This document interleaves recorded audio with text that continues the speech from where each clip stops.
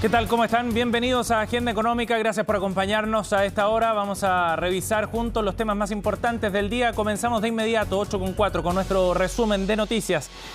Entre otros temas, vamos a estar contándoles sobre el análisis tras los datos de desempleo conocidos ayer. Llegó a un 8,7% la cifra de desempleados en nuestro país. Hay un aumento fuerte respecto a un año atrás y un alza marginal respecto al trimestre anterior. En lo concreto, en todo caso, se crearon puestos de trabajo, más de 120.000 respecto al año 2022 en el mismo trimestre, pero la cantidad de gente que ingresa al mercado laboral fue muy superior. Y en ese sentido hay una presión en el mercado laboral bien grande que no es capaz de absorber todavía la generación de empleos. Eso da cuenta de un mercado laboral que se va deteriorando de la mano de una economía que está creciendo muy poco. Vamos a revisar detalles en unos minutos en una nota que hemos preparado para hoy. También vamos a conversar sobre otro tema bien relevante que ha marcado la agenda en las últimas horas y tiene que ver con el informe que ha entregado Codelco respecto al salar de Maricunga. Este salar sería el segundo más importante en el mundo en reservas de litio. Esa es la conclusión a la que ha llegado Codelco después de años de trabajo y de exploración precisamente en este yacimiento. Los antecedentes llegan en un momento clave, sabemos, porque el gobierno ha presentado la Estrategia Nacional del Litio y porque abre expectativas también de exploración y explotación, ahora que ya sabemos cuáles son las capacidades que tiene este yacimiento en el norte del país. Ya les contamos más también sobre eso.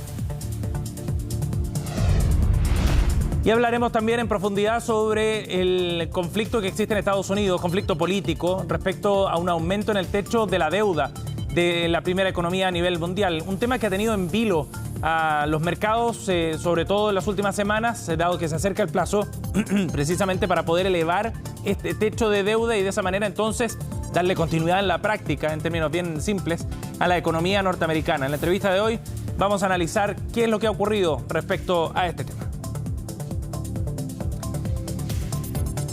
Bien, 8:06. Vamos a comenzar de inmediato entonces con el detalle respecto a una de estas informaciones, a las cifras de desempleo y a cómo el mercado está mirando lo que ocurre en el ámbito laboral. Ya les contábamos que se ha ido deteriorando el mercado, no solo por la lenta capacidad de creación de puestos de trabajo, sino también por las características de esos nuevos empleos. Generalmente, en el último reporte así se muestra, se están generando más empleos informales que asalariados. Y eso muestra también otra señal del deterioro del mercado del trabajo. La siguiente nota, vamos a ver detalles.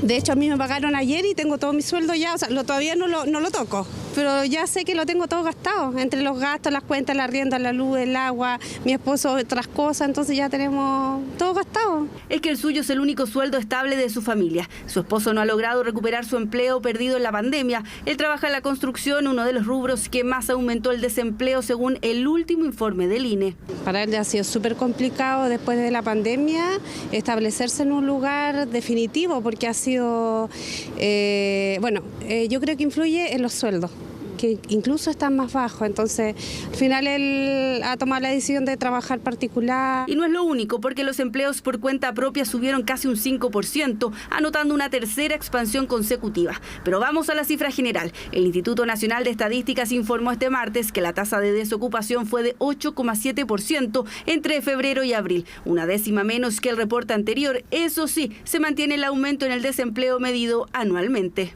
Y registró una variación positiva de 1 punto porcentual en 12 meses, siendo esta variación estadísticamente significativa. Es el sexto aumento después de continuas disminuciones que observamos desde el trimestre móvil de febrero, marzo, abril de 2021. Nuestra lectura de que la cifra actual es preocupante, ya que el desempleo obviamente aumentó.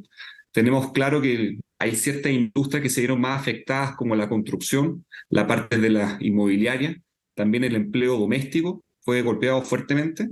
Y junto con eso también tenemos un factor que es importante, que la calidad del empleo, la informalidad, aumentó. Así, la tasa de ocupación informal aumentó 0,2 puntos porcentuales en 12 meses. Los expertos hablan de un mercado laboral que se sigue debilitando, estable dentro de su gravedad en términos médicos, aunque desde el Ejecutivo ponen paños fríos. En primer lugar, me gustaría destacar que nuestra fuerza laboral alcanzó los 9,8 millones de personas, cifras que no veíamos desde los momentos previos a la pandemia. durante el último año logramos crear 171.000 puestos de trabajo, de los cuales 107.000 son puestos de trabajo formales. El INE también destaca que se han recuperado todos los puestos perdidos durante la pandemia, esto tanto en hombres como mujeres, pero no es tan bueno porque si la tasa de la fuerza de trabajo creció un 3% y los empleos los ocupados solamente un 1,9%, entonces hay una diferencial, un delta de 1,1%, que son muchos puestos de trabajo. Hoy día hay que pensar que hay del orden de 870.000 personas que queriendo trabajar están desocupadas. El organismo también señaló este martes que los asalariados públicos presentaron un aumento anual de 5,7%. Sin embargo, declaran que esto no es estadísticamente significativo. En cuanto a los ocupados, en general, la tasa creció poco menos de 2%, impulsado por la salud, enseñanza y el transporte. Ahora, ¿qué pasa si nos focalizamos solo en la calidad del empleo que se está creando?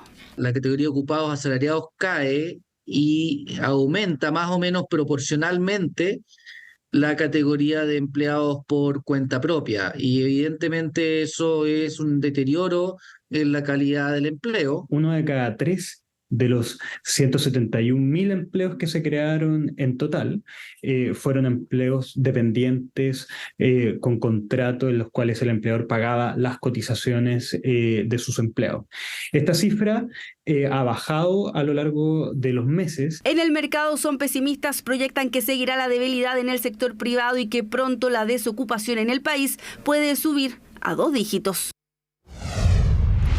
Bien, vamos a ir a otro tema. La segunda mayor concentración de litio en el mundo, solo por detrás del Salar de Atacama. Esa es la principal conclusión que dejaron las exploraciones realizadas por Codelco en el Salar de Maricunga, después de 132 muestras extraídas de este lugar ubicado a 160 kilómetros de Copiapó, en la región de Atacama. El presidente del directorio de Codelco, Máximo Pacheco, dijo que estos resultados son muy promisorios para Codelco y para el futuro del país, y señalaba que los trabajos para estimar cuáles son los recursos totales podrían terminar antes de fin de año. El primer estudio de perfil económico para un eventual proyecto minero, en tanto, estaría agendado para inicios del año 2024. Y en otro tema, The Knot Company adelantó que apelará al fallo del primer juzgado civil de Valdivia, que condenó a la empresa chilena por competencia desleal y le prohibió el uso de su marca Knot Milk. Esto tras la demanda del gremio de la leche de vaca por competencia desleal, acusando a la empresa de aprovecharse del prestigio de este producto y de confundir además a los consumidores. Por parte de la startup señalaron que este producto seguirá estando disponible en puntos de venta mientras el proceso judicial no esté concluido. Además aseguraron que el objetivo sigue siendo la reinvención de la industria alimentaria. Y esta es una noticia internacional que ha generado harto impacto: la historia de la ex promesa de Silicon Valley, Elizabeth Holmes, quien se entregó a la justicia para cumplir su condena de 11 años de cárcel por el multimillonario fraude de su startup de innovación tecnológica en salud, Theranos. La fundadora de la controversial y ya extinta startup ingresó este martes a la prisión federal de Bryan, en Texas, donde deberá cumplir su condena por los 4 cargos de fraude que se le imputaron por defraudar a los inversores de su compañía. Esta prometía detectar decenas de enfermedades como la diabetes, por ejemplo, con unas innovadoras máquinas que realizaban complejos análisis de sangre con apenas una sola gota, y que la llevó a ser valorada en $9.000 millones. Sin embargo, pese a que el proceso nunca llegó a funcionar, evidentemente, Holmes manejaba los resultados para que sus inversores siguieran apoyando el desarrollo de la empresa y seguir creciendo. Una historia que incluso fue retratada en una serie de Netflix. Bien, 8:13. Vamos a ir a otro tema para contarles nuevos antecedentes sobre la controvertida salida del ex subsecretario de Previsión Social, Cristian Larraín. La ministra del Trabajo, su superiora entonces, Janet Jara, entregó nuevos datos respecto a las acusaciones de acoso que pesan en contra de Larraín. Pero, en contrapartida, el ministro de Hacienda, Mario Marcel, planteaba un contrapunto sobre los aportes que había hecho Larraín y la irrelevancia que tuvo en el diseño de la reforma previsional. Estefanía Bustamante nos cuenta más. No todo había sido celebraciones para la ministra Janet Jara, que en medio de su agenda y el triunfo en el Congreso por el salario mínimo debió enfrentar las dudas que dejó la salida del ahora ex subsecretario de Previsión Social tras la denuncia por acoso en su contra. Hay trabajadoras que son víctimas de estas situaciones, son en quienes nosotros tenemos que poner el resguardo como autoridad, y en lo que a mí me corresponde como ministra son a ellas a las que me interesa que se sientan resguardadas y protegidas en sus lugares de trabajo, cosa que no ha ocurrido durante el periodo en que la ex autoridad ejerció su cargo. Cargo que dejó el viernes pasado y que, según ha dicho, fue sin una explicación clara. En entrevista con Agenda Económica en CNN Chile, relató que la ministra lo llamó para pedirle su renuncia. ¿Por qué me pidieron la renuncia? Yo no lo sé. Eso hay que preguntarle al gobierno. Yo quiero pensar de que no estamos en presencia de una cultura de la cancelación donde las personas somos desechables. Las relaciones laborales al interior de la Subsecretaría de Previsión Social estaban muy complicadas. Hay acusaciones que se presentaron y que van a dar origen a un sumario. Y en el caso del subsecretario en particular, además, el día de ayer se estuvo tramitando tanto la renuncia como el sumario. La clave es saber la fecha de aceptación de la renuncia, planteó el ministro de Justicia sobre dicho sumario, para ver qué puede o no hacerse. Mientras que desde el Ministerio de la Mujer, que en otros casos ha sido crítica, ahora tomaron cierta distancia. Me parece que hay un desconocimiento de los protocolos de actuación en el servicio público. De hecho, si yo me pronunciara respecto a un sumario o una investigación que todavía no concluye, lo que podría hacer es generar un vicio procesal. Una investigación que tampoco tiene una arista penal, como quedó claro al ser consultado el fiscal nacional. Cada vez que se presenta una denuncia, que no ha sido el caso durante mi gestión, le vamos a dar el trato que nuestra reglamentación interna dispone, tanto de las víctimas denunciantes como de aquellas personas que son objeto de esa denuncia. En el Congreso, los diputados de la UDI tensionaron la Comisión de Trabajo con una carta que pedía citar al exsubsecretario. La Comisión de Trabajo y Seguridad Social, diputado, estoy, por favor. Sí, pero tú haces es que no le voy a dar la palabra, es que no le voy a dar la palabra si usted no me la solicita. Querían darle su derecho a réplica a Larraín para que explicara su salida. También aseguraron que no tomarán a la ministra, que no asistió a la comisión, como una interlocutora válida hasta que se aclare el caso. Él era un interlocutor válido que estaba disponible al diálogo, y de un día para otro pareciera ser que le arman un montaje. Si hay antecedentes o tiene antecedentes el diputado Alavés respecto a un montaje, bueno, puede hacerlo ver el entonces pertinente, puede hacer la denuncia si él conoce acerca de montajes. Quiero recordar que hay una investigación que se encuentra en curso y que hay una persona que realizó una denuncia que además optó voluntariamente por mantener su identidad en reserva. Sobre la mesa también se planteó citar a la ex autoridad para que, más allá de sus descargos, aclare el plan B de la reforma previsional. Demostramos que era posible subir las pensiones, lo mismo que en la reforma, respetando los principios de heredabilidad, de propiedad, de libre elección, sin la crítica de la desigualdad competitiva. Cristian Larraín fue clave en la arquitectura del proyecto que presentó el gobierno.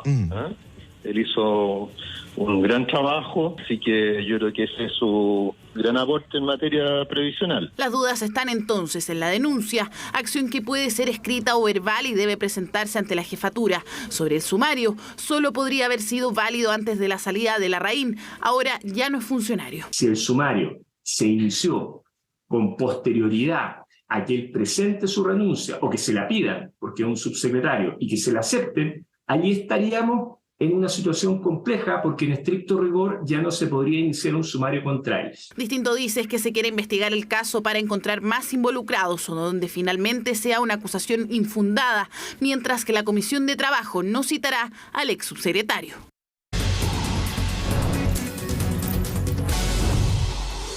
Con 22. En nuestro resumen les contábamos que los mercados están mirando con mucha atención las negociaciones en Estados Unidos en torno al techo de deuda que rige precisamente para la primera economía a nivel internacional. Las repercusiones de no alcanzar ese acuerdo pueden ser catastróficas, dicen algunos. Bueno, queremos analizar las implicancias que tiene este proceso y entender también qué significa esta negociación. Para eso estamos en contacto con la economista y directora de valorización de Mazars, Gabriela Clivio, que nos acompaña hasta ahora. ¿Cómo estás, Gabriela? Buenos días. Hola, buen día, Sebastián. ¿Bien y tú? Muy bien, gracias por estar con nosotros. Gabriela, partamos por algo bien básico. ¿En qué consiste este techo de deuda en Estados Unidos? Bueno, en Estados Unidos el 19 de enero hay una medida de la deuda bruta que incluye los préstamos intergubernamentales de 31,4 billones de dólares, o sea, millones de millones, que se alcanzó el 19 de enero de este año, como te mencionaba. Entonces, desde ese momento hasta ahora, lo que se ha estado es negociando, básicamente los demócratas que están en el gobierno están negociando con los republicanos para que a cambio de ciertas concesiones de parte de los demócratas, el gobierno pueda endeudarse con el Tesoro y quede tranquilo hasta el 2025. O sea, básicamente le da aire al gobierno demócrata hasta que finalice su gobierno. Claro, y por eso tanta urgencia, ¿no? Por llegar a este acuerdo en el que se ha ido avanzando en estos últimos días. Sí, por eso tanta urgencia, porque además, no solamente por el acuerdo per se, digamos, Estados Unidos en muchos sentidos, los bonos del Tesoro de Estados Unidos son el instrumento más líquido, el hecho de que no se llegara a un acuerdo de alguna forma implica trae como al lado aparejado, digamos, una rebaja en la calificación de la deuda de Estados Unidos que impacta finalmente a todos los mercados financieros. Por eso es tan importante que se logre este acuerdo, que como te decía, amplía el techo de la deuda con fecha prevista hasta enero del 2025, porque de hecho el techo de la deuda se alcanzó en enero de este año, pero a cambio de eso el gobierno demócrata ha tenido que hacer varias concesiones. Eso te iba a preguntar, ¿cuáles son los aspectos que están sobre la mesa en esta negociación? ¿Qué exige cada parte, digamos, para poder llegar a este acuerdo y elevar ese techo? Yo creo que, bueno, básicamente por el lado de los republicanos, lo que se exige es el fin de ciertos gastos discrecionales que buscaban tener los demócratas. Básicamente, yo creo que lo que sí ha conseguido Biden es que se le otorguen 80.000 millones de dólares para contratar a empleados públicos que para la agencia tributaria, digamos, para aumentar la recaudación.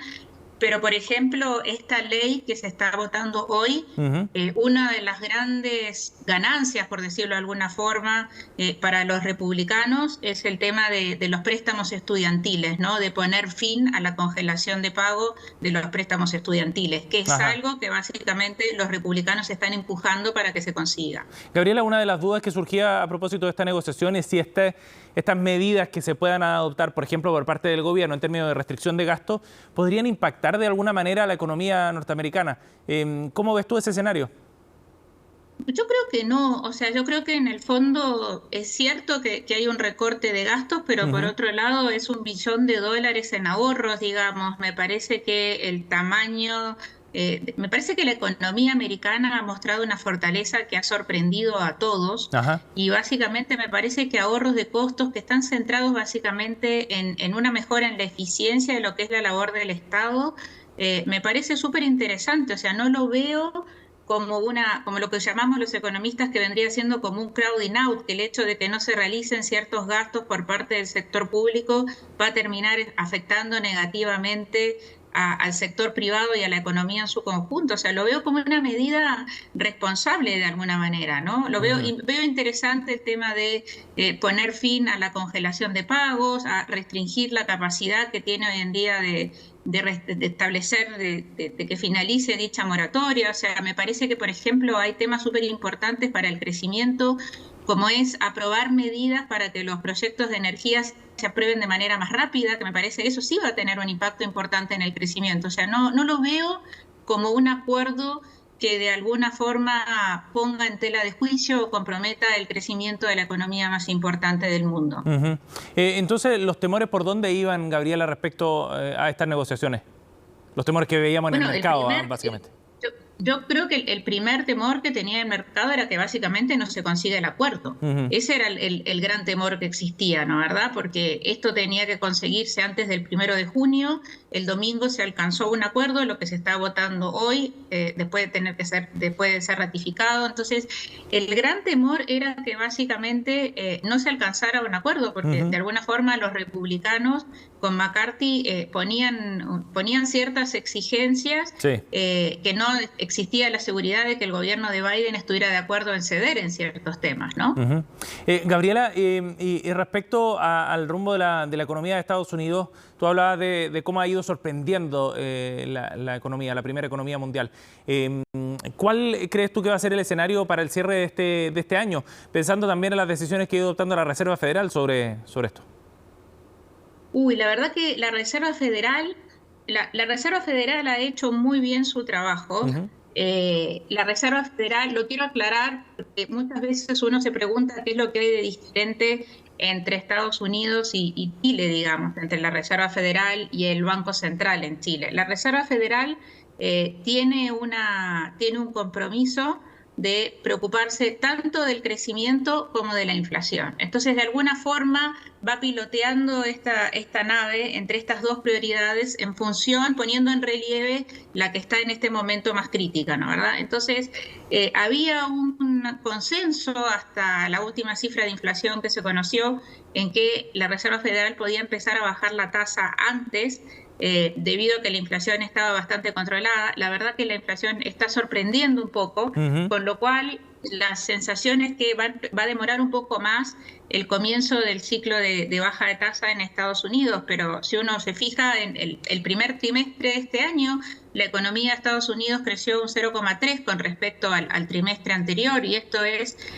apenas 3 décimas menor del cuarto trimestre del 2022, ¿no? Cuando el crecimiento fue 0,6. O sea, la economía de Estados Unidos está sorprendiendo con un crecimiento positivo en un escenario en el cual, si nos ponemos a ver, o sea, el mundo sigue impactado por lo que es la guerra en Ucrania, digamos, los riesgos geopolíticos en Estados Unidos son muy importantes, y a pesar de eso la economía está mostrando una fortaleza importante y el empleo sigue siendo muy dinámico. Sí, sin duda. Y una buena noticia para el mundo entero, ¿no? Entendiendo el rol que tiene la economía de Estados Unidos. Bien, Gabriela, muchísimas gracias por conversar con nosotros esta mañana para darnos contexto sobre estos temas. Por favor, un placer, gracias a ti, Seba. Chao. Chao, buen día. Igual. 8:30 cerramos esta edición de Agenda Económica. Gracias por acompañarnos. En minutos ya estaremos en Noticias Express.